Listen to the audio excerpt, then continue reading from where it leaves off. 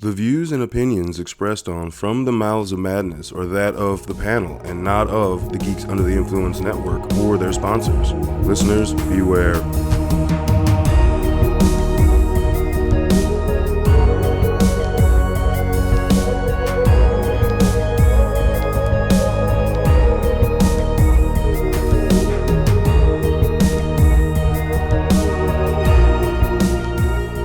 Coming straight from the Mouths of Madness. This is Lowdown. With me as always is F.U. Hunter. What's up, bitches?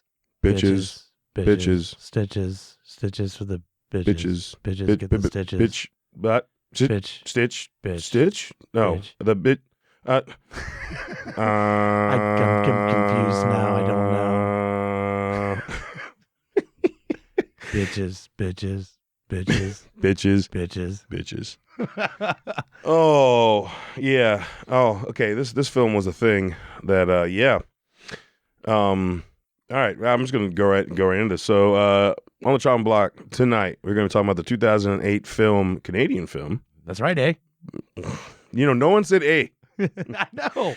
I was hoping at least the helicopter dude with the sunshine, whatever, would have been like, it's the kid has no hands, eh? Yeah. It's about getting away. It's about that. It's about getting away, eh? Terrible. Tonight on the chopping block is 2008's Canadian film Pontypool. Now, it's taking us a minute to get into this, actually get to this film. We have a regular, Katie from Necropolis, is actually brought it as one of her top films one year that she watched. And that's where we first... Hidden Gems. Was it Hidden Gems? I think it was Hidden Gems. I swear it was like one of the best of that she did. But yeah, I mean, it could have been, could be Hidden Gems. I just remember that's the first time I ever heard of the fucking movie was from her, I don't know, 2.5 years ago, right? And finally got around to watching it. But before we dig into our thoughts on this film, make sure to like, comment, subscribe, review, rate, all the good stuff anywhere you listen to your podcasts. It helps the show out, and we greatly appreciate it so we can keep bringing you this content that you love from the Madness guys. Madness boys. Man, I ain't no fucking boy. You a boy. I just always go, it looks like the Madness boys that are trying to promote the podcast. There are no Confederate flags in the studio, folks, okay? That's right. Fuck. We are not the Dukes of Hazzard. Dude, I want some Waylon Jennings fucking narrating us. That'd be rad, yeah. Looks like the Madness boys about to go to a con. Yeah. That would be fucking fun. Yeah, come on. Oh, yeah, we got to make that happen somehow. Yeah. Somebody, it's like with the Total Brutal band where they did Austrian Death Machine. Oh, yeah. Where they just brought somebody in to do Arnold's. Yeah. And he fucking killed it. Yeah. We just got to do the same thing. Well, yeah, Waylon Jennings. Yeah. So, on to Pontypool. I loved the way the movie unfolded, and I thought it was really clever especially for budget reasons, how it all takes place in the radio station. Yeah. You know, except for the driving scene in the beginning, but whatever. But that's the only stationary scene in the entire movie is him driving to the radio station. Yeah. When the chick runs up to his window, you're like, you know, he's like, okay, that's the beginning of what's about to happen in this film, right? But you just really get such a good sense for our DJ. What is it? Gary Mazzy? Mazzy, yeah. Mazzy. I thought his first name was Gary. Yeah. Greg Mazzy, something like that.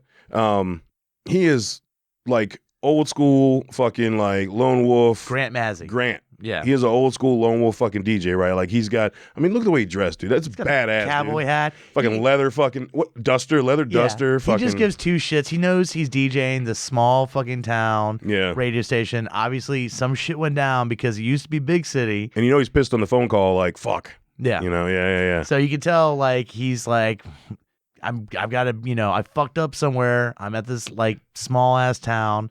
I got to, just get the listenership up. Maybe I can get the fuck out of here and back into the glory days. Yeah. So. And, just bad timing for him because, virus starts that, I do, this isn't the first movie to touch on a virus that's spread through talk, but I find the rules of it were pretty interesting. Mm-hmm. You know? Yeah. I don't know. Is it better than the trees? Well, is it better than the trees? Well, you have that opening scene where he's reading she's missing her cat, Honey. You can't find honey. Yeah. You need to find honey. And to come to find out that these terms, honey and are dangerous. That's the trigger words. Are these like? Well, because there's a French broadcast that comes across. Well, I mean, it's Canada, so they whatever. But it's on purpose because it's the English language that's causing the spread. But it's like avoid terms of endearment, yeah, and all that other stuff. And honey, obviously, is one of them. So I like that. The movie begins though with him reading just this bullshit. This lady lost a cat. The cat's name is Honey. If you see Honey, say something. Let us know if you find Honey. Like over and over again. Come to find out, that's a term that should be used. I like that kind of because I'm like, why the fuck would we care about some goddamn lost cat at the beginning of this movie? Yeah, but it's almost like that's the reason why it happens. Yeah. Right? Starts in that area, right? Because that's the region that's affected, but it still spreads, as you find out by the end of the film. So I don't know. It kind of reminded me of 10 Cloverfield Lane, where... Oh, that was way more enjoyable, though, to me. I guess, but it's just the interactions of the characters along with what the fuck is happening around us. This you have a little better idea of. It built up so much. So it was so well, and basically what it was all built with news updates, and then the helicopter dude, and the helicopter, quote unquote helicopter dude. He doesn't have a helicopter; he just gets in his Dodge car Dart. and goes up to the highest point of the town and looks down. So, was it Sunshine Helicopter? He's just got a yellow Dodge Dart. Yeah, but it's like that's really who's telling him what's happening outside, because other than that, there's so many people that called in that either got attacked or were already infected. Yeah. And then they got nothing. So they never got, they weren't getting like actual updates, right? They had the BBC call in. What the fuck's going on? We have no idea. Yeah. And the BBC's like, has the town been quarantined? He's like, what are you talking about, man? Yeah, You're just trying to get the news. And they have no fucking idea themselves. No idea. Because they're just getting these news reports. And they put the first one on, which was like a riot happening in front of this doctor's office. And then they're like, wait, or no, it wasn't the riot. It was these hostage with these drunk fishermen. And the ice huts. The fishing season's over, so it's ice huts. And then he's like, these are just drunk assholes, and the cops are probably drunk too. But then you find out from the fucking producer lady, it's her station. He's like, so Officer so and so's an alcoholic. Officer so and so's also an alcoholic. You're like, oh, yeah, fuck. Just sorry, buddy. Wasn't trying to talk too much shit. I think obviously this is some low budget, just kind of working with the atmosphere. For me, there's parts of it I really enjoyed when the guy in the sky is hiding in the barn. Yeah, no, he's silo. The silo. Yeah, and the kid comes in. He's missing both his hands. They've been ripped off, whatever. And he's trying to say something. I'm going to try to get closer, and then he gets cut off and then when we get back to him, and it's the sound of almost like a baby saying "mommy." Mm-hmm. That was creepy. That was creepy as fuck. Yeah. Well, it fucked with Grant. This is Big J, whatever. Like this big fucking teenager, and it doesn't fucking sound like it. That was pretty fucking cool. Well, it fucked up with Grant because remember he's looking under the fucking desk. Like, is there a baby in here? It fucked with him hard, dude. Remember the producer rolls in and is like, "You okay, Grant? Is everything all right? And I mean, like I said, all that tension I thought was done really well. Yeah. And even to the point when Grant's feels like he's losing his mind, and he goes to storm out. He's like, I gotta see what's going on outside. And you go outside, and what was the war vet girl who was the? I guess she was just one of the she was girls. newer. Yeah, one of the newer tech people. So Grant doesn't see shit, which I don't understand. And the girl's like, oh fuck. And Grant's like, what? It's like, yeah, get the fuck in here. And she went straight military. She's like, we there was an enemy on the premise, sir. Yeah, she's like, enemies around us. Yeah. And they're just repeating. So I don't know what he said that was being broadcasted that would have been a trigger word for them. Remember, because when they show up, they're repeating everything he said, and the things he said were like, "Don't fuck with me," and da da da. It's like I don't know what he would have said in that, because it wasn't like terms of endearment. It wasn't basically it said baby talk. Basically, I guess the way they try to dissect it seems like is just your terms that you understand, the easiest terms, and he was just kind of saying stuff that matched with what the virus would attract them to it. So, but I do love where then you get the younger producer or tech person, and she's just like, well, Mazzy's missing, Manny, Mazzy's missing, and you start to pick up, she's like, and she looks confused, like, why am I saying these words? I can't. And there's just confusion on her face, and as the audience, we're like, "You're fucking infected." You got infected. Yeah. And then she just starts mimicking the teapot. Yeah. And then the fucking doc. So the reason that everyone thinks initially that people are gathering around this doctor's office who is apparently under indictment for giving unnecessary prescriptions. Yep. Well, he apparently had managed to survive all that because right around the time that the young girl works at the station sounding like a fucking I'm a little teapot, short and stout fucker over there, he comes breaking through the window, and I'm like, oh, fuck, is infected getting in? Yeah. And it's like, no, I am Dr. Joe Mendez or whatever his name is. And like, dude, okay, so this is where the movie starts to kind of like, there's some really cool shit that happens, like her not being able to hear them. Yeah. But they bring up the reading the lip thing. Yeah. And I'm like, I don't know. They're trying to figure this out as it's happening. And like, I don't, know. I actually like that they have no idea. There's nobody that says this is what's happening. No, I know. I enjoyed that part where they're trying to figure out what's going on. But you're trying to figure out, wait, this lip reading, is that part of the communication? Yeah. I do like that was brought up. That was cool. And then like how she keeps like coming back and like bashing herself against there and going and like trying to eat audio shit. Like her mouth's all fucking chopped up. She chewed down on one of the fucking, I don't know what that was. It was some sort of audio engineering, a piece of equipment, and like shocked the shit out of herself. She comes back, her mouth's like a big chunk missing. Hanging out, yeah. Fucking. I like that shit. And then like, they're just kind of trying to wait her out because she can't hear them. So she has no way the disease can't really grow. It can't find a victim. Yeah, that's the whole thing is it needs to find a victim. It has to have someone that they just can another hear. Victim. Oh.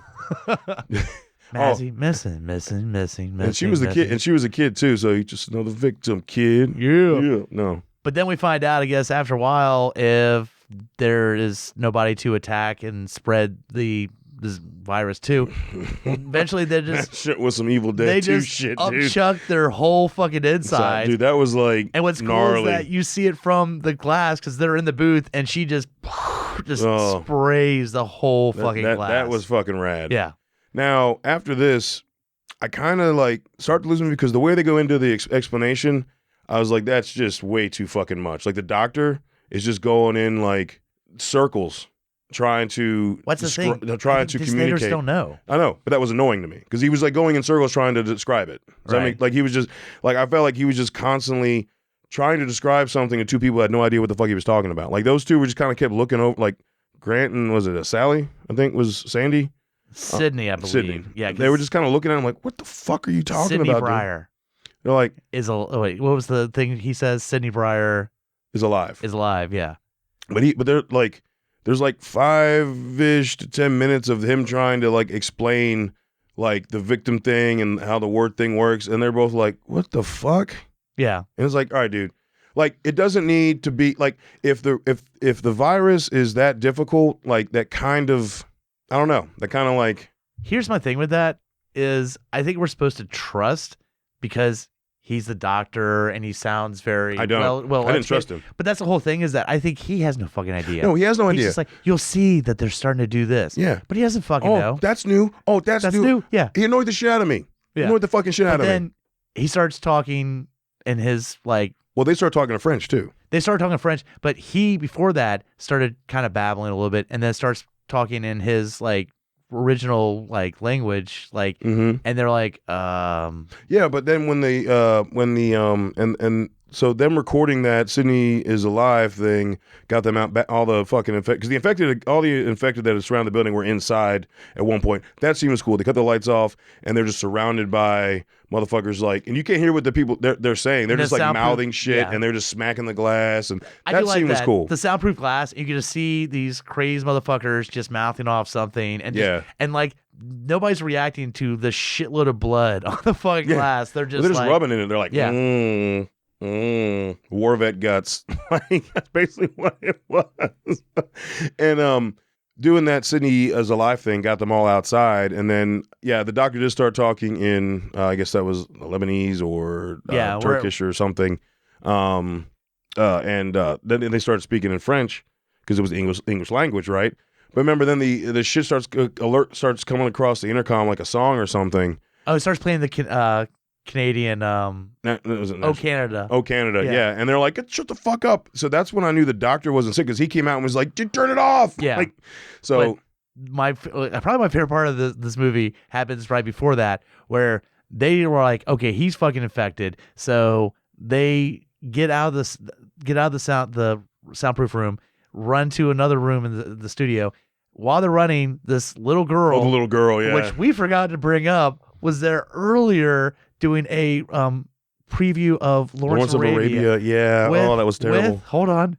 And the two little girls, really in character. Yeah. Really inappropriately in character. Oh, you talking about the brown face? Yeah. Fucking brown face? Yeah, the brown face. Everyone's wearing brown face. That was awkward. It was very awkward. Yeah. Yeah. It was very awkward. One of those little girls made it back to the studio. She rolls up as they're running and attacks the Sydney. Still in brown face. Yeah. But they eventually fucking terrible. Kill her. Yeah. And like with a boot to the face. Yeah. Yeah. And then while speaking French to each other, so they're not going in English, are debating about who kills the doctor. And he's like, based off who killed the girl. Yeah, who killed the girl? And it's like, I killed the girl, so you had to kill the doctor. No, it's like at first Grant's like, you killed the girl, so you can kill the doctor. And he's like, I didn't kill the girl. You did. And he's like, oh, okay. So yeah, if I killed the girl, then you can kill the doctor. I'm like, motherfucker, how does that work? Like, what? You gotta come on. But then the doctor comes out, and the thing comes off. He breaks the O Canada comes on. He breaks the speaker. The doctor's already out because he's like, fuck, it's a bunch of noise going to bring him back in. And they all run in his closet. And the doctor clearly is not sick because he's like, at first you think he is because he grabs a crowbar after they barricade the door, but then he just like runs outside to get all the sick away from him. That same window that he came in on, he's like, I'll just lift this window up and go out. And he starts yelling to get everybody out of the station. So exactly. He was actually helping them. It was pretty rad. And then, again, so there was already a part that I was annoyed at with the whole doctor, and then like his just like horrible trying to reason what's happening out there. It's like if I was in this situation with this doctor, I would have probably punched him at some point. It's like, dude, shut the fuck up. I don't really give a fuck why it's happening right now. I just want to fucking get the fuck out of this. Yeah. Like, I mean, there's a time and place for like in-depth explanations of why this is happening. But if you're in the shit while it's happening, like if you're in the zombie outbreak, do you really give a fuck why it's happening? Yeah. Or do you want to like they have really, really helpful, and they already had the most helpful information, which was from the French broadcast, which is don't use these terms. Exactly. This does confuse me because the Sydney finally has her daughter call her, and she's talking to her. She's like, okay, sweetheart. Hey, honey, it's going to be okay, honey, sweetheart. And I'm like, isn't she just about to get fucking infected? But her daughter? Yeah. Well, but her specifically, because she's using those terms. Yeah, but it's not the person who uses them; it's the person who hears them. Right. But I'm also think that the daughter would have been saying that to her, so that did kind of throw me off. Yeah, that's true. Like, unless the daughter's like, "Yeah, fuck you, mom. Yeah, fuck you. I don't care. Fuck you, mom. Fucking bitch. You're the reason we're broken. Our family's broken because of you." But I will say this: we get to the end, and a la fucking Return of the Living Dead, you have the government solution. Yeah, bomb everything. And I love that as you hear the French countdown. Yeah. And you're like, yep, they're about to just eradicate. Explain this whole ending to me. Like, she starts repeating, kill, kill, kill, kill. You're like, oh, fuck. And he goes, kill his kiss, kill his kiss. And like trying to like take away them trying to making her understand the word. Because the problem is they're saying something like they lose understanding of the language, right? Right. It's kind of like when I've done that. When they give a good example when like I have repeated a word so much that it makes no sense. Yeah. Like in your head. And so he basically made the word make sense. It just didn't mean what the actual word meant, right? But he gave her something to make a word that would make sense. Yeah. Like kill is to kiss. Like, okay. So like kill's not making sense, but think of kill as kiss. And now all of a sudden, kill is kissing. Yeah. Right. And it was just really weird.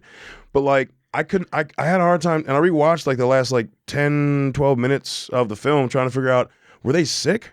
Or was he really trying to, did he have the cure? It's hard to tell because it sounds like he's like, all right, I figured this out. All right. I figured out what you have to do.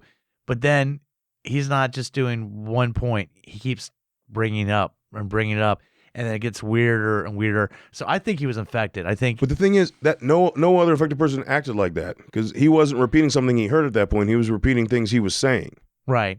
Like, and he wasn't repeating things. He was saying new things over and over again. It was like, happiness is this and da-da-da is that. Like every time she threw out a word, he said another word. And it was like they were just working off each other. Yeah. So it didn't look, if they were sick, it didn't look like how anybody else that was sick looked or talked. Right. Does that make sense? Yeah, it does. But I mean, so that annoyed me because it's not about not understanding. It's about like if they were sick, fine. But unless that's what the inside of the person who's sick's brain is like. Well, the only indication I have is you have the army through the speakers. He is sick. Yeah, he is sick. Have him stop talking. He is spreading the virus. He is sick. Have him stop talking. He's spreading the virus. But it's like, how? But they also are like, we're about to shut y'all the fuck up in about, I don't know, 10 seconds. Well, they also, that was the warning. It's like, no, you're good. It's going to stop one way or the other, just if you do it willingly or not. Yeah. So my thing is, every other interpretation we've had of the infected and how they repeated things, he was not repeating things. That's true. And so, you know what I mean? Like, it just did. I'm going to have to go back and watch like I said, I only rewatched it once because I was like, what the fuck just happened? And like, if he was sick and they were trying to show that it was like what's actually going on in the mind of the person who's sick versus what's coming out, and he actually does sound like they do to the French, military, that's one thing, right? But then that's annoying because they look like they're visceral and real and in real time and not sick. Yeah. So I hope, you know what I mean? I hope they weren't trying to do a switcheroo of that. I also just don't know is everybody at the same time period of when they get infected to the level of when they're attacking people? True. You know what I mean? But even the girl, when she got sick, she literally started repeating words. He never did that. Yeah. He was just, the only thing he was doing was explaining the thing. Yeah. I don't know. That was very irritating. And it's like, well, because you think that the man in the helicopter guy was around that, and it's not till the third call when he can tell he started doing what the other girl did. That was one of the texts. Like every time someone got infected that you saw in the movie, it was the same thing. So and this was not that. Except That's true. When she started showing signs of it, she was doing the same thing that the other two were doing. You know what I mean? Like, it just didn't. So how was he spreading the virus? I guess they didn't want him on the air at all. Maybe. Yeah. I don't know. Yeah. But I rewatched it once, and I remember enough of the movie. I might go back and rewatch, like I said, the last 10 to 12 minutes again because it's very intense. And and then if you watch the credits, there's like a nonsense scene. What the fuck was that? You mean the Tarantino-ish? Yeah. What the fuck was Robert that? Rodriguez in like that stark black and white to color, then pulls into color, and he looks like they look like two characters from a Tarantino movie. What was that? I have no idea. Fucking idea. It was so bizarre. It was because you get a little bit when the credits start of like news reports and that was cool to listen to because you see it spreading. It's like now it's in I don't know, some other part. Yeah, other parts of Canada. That's right, eh? Yeah. I don't know, man. Don't drink the maple syrup. It's bad. There was about half the movie that I'll say about 2/3 of the movie that I really liked, and there was a couple parts during the 2/3 that I liked that annoyed me, but like the way it ended just really, I don't know. The ending didn't affect me enough that I enjoyed for what it was. It's low budget. It's just about. But do you understand it? To a point. I'm gonna have to watch it again. Mm-hmm. Yeah, but I just enjoyed. Maybe it's just some of those little small beats. The fucking girl throwing up her fucking guts all on the windshield. No, that shit's rad. The child, the teenager sounded like a fucking baby. Like there's some creepy shit in there, and that shit's awesome. Yeah, like I thought that shit was great, but that was like in the 2/3 of the movie. Yeah, like the way that ending just threw off the whole vibe. That ending seemed like the last 10 minutes to me. That there was enough there that the ending wasn't confusing enough for me to say fuck this movie. But I feel like they were trying to show something very important, and it didn't. But it was just so like almost drowned in like, okay, are they sick? Are they not sick? And like it shouldn't be that hard to tell. That's why I'm really leaning towards they weren't sick. But I don't see, and that's what I'm saying. You know how much we talked about it? If this movie was not good, we would have been like, fuck it. It's because, like I said, the other 2/3 of the film I really dug, except for the doctor. Him trying to figure it out as he's going along annoyed the fucking shit out of me. I don't care. That annoyed the piss out of me. I'm watching like, shut the fuck up. Shut the fuck up. I don't want to hear you talk. I found him fine. I don't know. Okay. Yeah. I mean, it's cool. I didn't. It's like, so, I will give another rewatch because there was enough meat there that I'm like, I want to know what was going on. And if like all that other stuff, I finally have like some sort of semblance of exactly what they were trying to show, I can ignore the doctor because then that's just a really small part of the film. Yeah. But that ending was a clusterfuck to me. Like a straight clusterfuck. So it didn't pass for me. It passed for me. So cool. Yeah. Yeah. I mean, again, I feel like there's also being very forgiving. Just because, I mean, there's like a lot of cool stuff. Like that whole sound booth scene outside of the doctor running his fucking mouth was really awesome. Yeah. I really dug that. And I dug the suspense leading up to that, like not knowing what's going on. I think that's what it is. Sometimes I appreciate that. So much now is show and tell. This was also 2008, so it's not like right. This is 14 years old. That's true. Okay, so but I'm just saying, current doesn't have anything to do with 14 years ago. That's not right. But there's a way of filming it so you're letting kind of your imagination kind of see the scenes without seeing them. And their budget made them create it that way, and they did a great job. I said that part was great. Yeah. The movie just did not land at all for me, and like there's been other films that I haven't passed me because they just shit the bed at the ending, and I thought the ending was horrible. Yeah. So and like again, I really wanted to punch a doctor in the fucking dick. He fucking annoyed me. I was just like, shut up, dude. I was like, shut the fuck up. I was trying to figure out how the fuck he got away, since they were describing his office as like they exploded an explosion of people. Yeah. Out of the office. Yeah. What the fuck? So. Yeah. So there you go, folks. Split decision. I did not pass for me. Pass for me. Pass for honor. There you go. Yeah. Hit us up at lowdownbrown.gui@gmail.com. Let us know what you think about the film. There's clearly a lot to talk about on this film. There's Talk about. Seeing that. Talk about. And you can't help it. After you watch the movie, just watch the movie. Watch the movie. Watch the movie. Sorry. I can't. I don't know why that happened to me again. And let us know what you think about the film. Or if you go and watch it, it is on AMC Plus and IFC right now as of the recording of this. I don't know where it will be when this is released. It bounces around. I know it was on Shudder briefly. I think that's where it was when Katie saw it. Yeah. So definitely check it out. I don't hate the film. It's just there's things about it I'll say this. It's a good winter movie, because... it's a good winter movie? The Thing. Well... The Lodge. Obviously. The Lodge? You see The Lodge? I have not seen The Lodge. There you go. I had to put that on there. Yeah, it's a better movie than Pontypool. So... I can give me like if people just want to listen to me be silent for 3 minutes, I could probably name 10 other winter movies that I would watch over this. Anyway, no, that's not a winter movie. What, The Shining? Well, that is a winter movie. Yeah. Let's not start. Let's not start this. Yeah. Anyway, also go to youhavepodcast.com. Check out all the other shows under the network. We got tons of stuff for everybody. We got a new show, Pop Cultist, that just is going to be dropping soon. I don't believe the first episode is dropped yet as of the recording of this, but look forward to that. It's a fun new show. It's going to be a blast. So definitely keep on the lookout for that. And while you're on youhavepodcast.com, go to our links tab, go to our link to TeePublic. That's where all the merch is for all the shows under the network. Tons of designs and tons of tangential fun shit. You can get it on tons of stuff. It helps us out. We get a little coin, get a little money. Fun shit. We get to see that coin. Get to see us. Get to see you guys repping that shit online. If you buy something, wear it. Tag. If you buy a Madness shirt, tag Madness. Tag any other stuff that you get. GUI Network. Again, that would. We love to see that shit. We love to see people wearing our merch. And until we talk to you again, embrace the madness.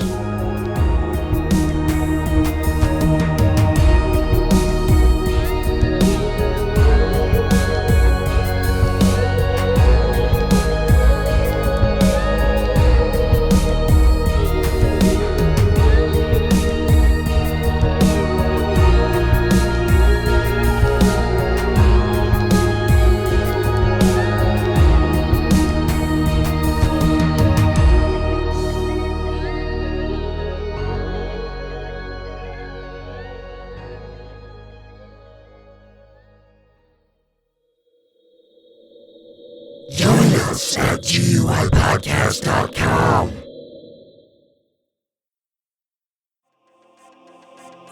In a world with too many reboots and remakes, two men will stop at nothing to make it even worse. Join Mike the Hobbit and Tondi as they play by their own rules while pitching new takes on some of your favorite and least favorite films and TV shows. What podcast would dare to bring this upon the world? This is Smack My Pitch Show.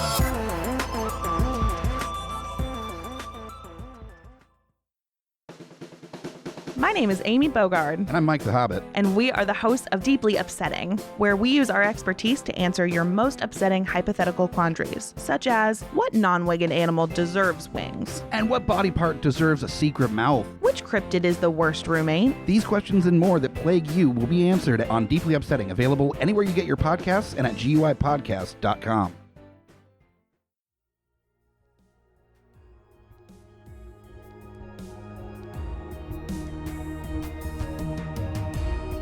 Coming straight from the mouths of madness, I'm Lowdown. I'm FU Hunter. Do you love horror? We fucking do. So this is a podcast dedicated to all things in cinematic horror. We're talking movies, television, composers, special effects artists. We're gonna fucking cover it. So if you love horror, embrace the madness.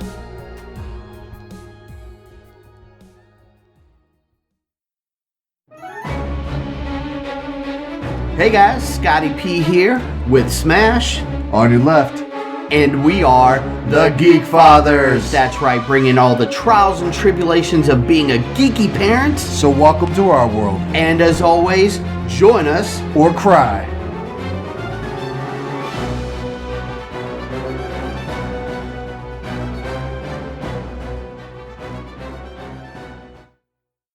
In a world of blockbuster movies, there's another dimension.